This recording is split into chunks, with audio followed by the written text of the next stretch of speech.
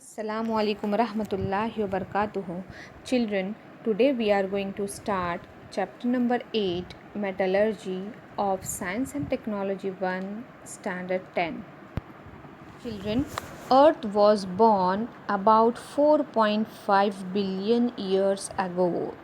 ज़मीन तकरीबन 4.5 अरब साल पहले बनी.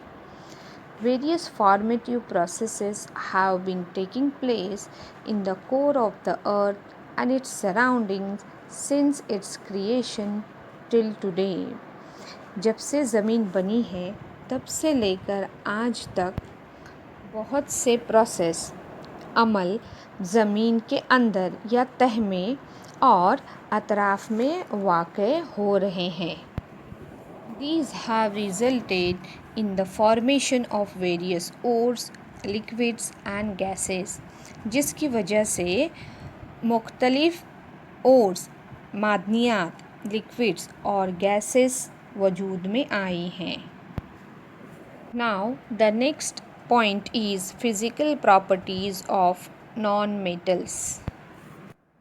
When properties of non-metals are considered, it is found that some metals are in solid state while some are in gaseous state. जब non metals की properties या खुसूसियत पर गौर करें तो ये मालूम होता है कि कुछ नॉन मेटल्स ये ठोस हालत में होते हैं और कुछ गैसियस स्टेट में होते हैं. Exception is the non-metal bromine which exists in liquid state. सिवाय ब्रोमीन के जो लिक्विड हालत में पाई जाती है. Non-metals do not possess luster. Non-metals में चमक नहीं होती. But iodine is the exception as its crystals are shiny. सिवाय आयोडीन के जो कलमी शक्ल में और चमकदार होती है. Now the next characteristic of non-metals is non-metals are not hard. Non-metals ये सख्त नहीं होते. Diamond which as an allotrope of carbon is the exception. सिवाय हीरे के जो कार्बन का बहरूप है. Diamond is the hardest natural substance. हीरा सख्त तरीन कुदरती शय है. Non metals have low melting and boiling point. Non metals का मेल्टिंग पॉइंट और बॉइलिंग पॉइंट ये कम होता है.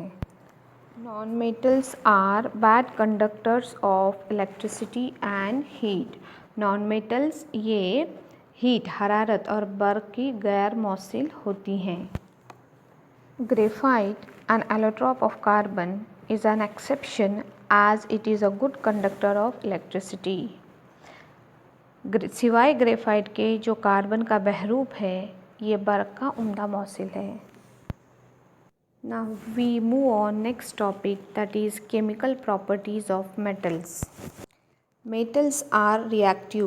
मेटल्स ये रिएक्टिव आमिल होते हैं. They lose electrons easily and become positively charge ion. ये अपना इलेक्ट्रॉन खो देते हैं और पॉजिटिवली आयन यानी मजबूत बारदार आयन तैयार करते हैं. That is why metals are called electropositive element. इसलिए मेटल्स को इलेक्ट्रोपॉजिटिव एलिमेंट्स कहते हैं. Try this apparatus, pair of tongues और spatula, knife, burner, etc. apparatus में चिमटा, चाकू, बर्नर वगैरह हैं. Chemicals, samples of aluminium, copper, iron, lead, magnesium, zinc and sodium. कीमियाई अशिया दी गई है, उसमें तमाम धातु के नमूने हैं.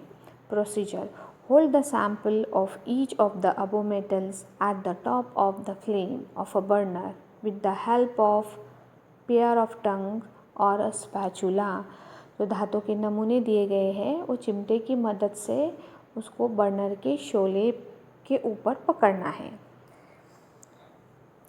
First, which metal catches fire readily. कौन सी धात तेज़ी से जलती है. Second, how does the surface of a metal appear on catching fire.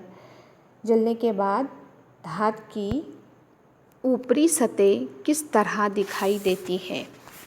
तीसरा सवाल है, What is the color of the flame while the metal is burning on the flame? धात के जलने पर शोले का रंग कैसा होता है? जब हम ये दी गई एक्टिविटी करते हैं और उसका मुशाहिदा करते हैं तमाम धाती नमूनों के साथ में, तो इन तमाम सवालात के जवाबात हमें मिल जाते हैं। Now the answer of the first question, which metal catches fire readily?